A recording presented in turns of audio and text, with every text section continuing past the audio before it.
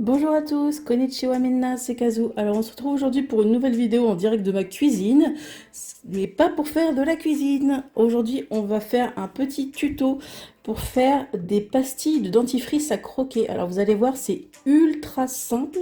Il vous faut juste une feuille de papier cuisson, un tube de dentifrice, et c'est tout. Donc la seule chose en fait que vous avez à faire, c'est de faire des noisettes de dentifrice que vous allez déposer à intervalles réguliers sur la feuille de papier cuisson. Et ensuite, il ne restera plus qu'à attendre 24 à 48 heures pour que ce soit bien sec. Donc je vous montre ça. Alors, on va faire...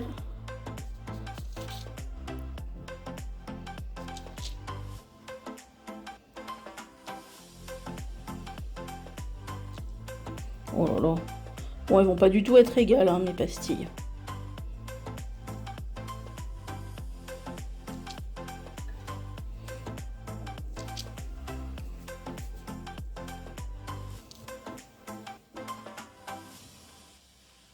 Je suis désolée si le cadrage est foireux, mais je fais ça d'une main en tenant la caméra de l'autre, donc c'est un peu...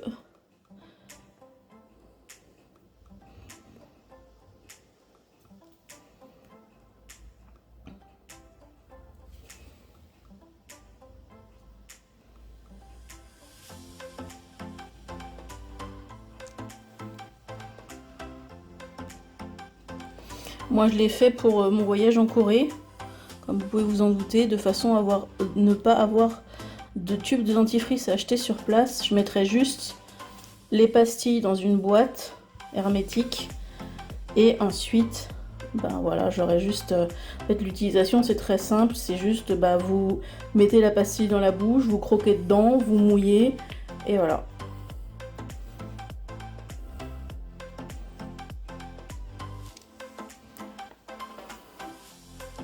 Donc là, j'en fais quand même un paquet parce que il en faut pour un mois de voyage. Hein.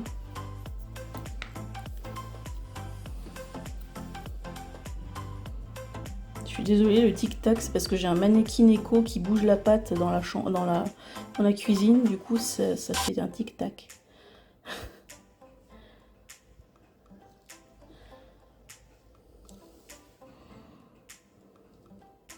Alors, je pense que le dentifrice que j'ai pris est assez liquide. Du coup, ça s'étale un peu. Bon, du coup, je vais pas vous laisser avec toutes mes... ouais, j'ai déjà fait ça. Je vous retrouve dans 24 heures, 24 à 48 heures quand tout sera sec.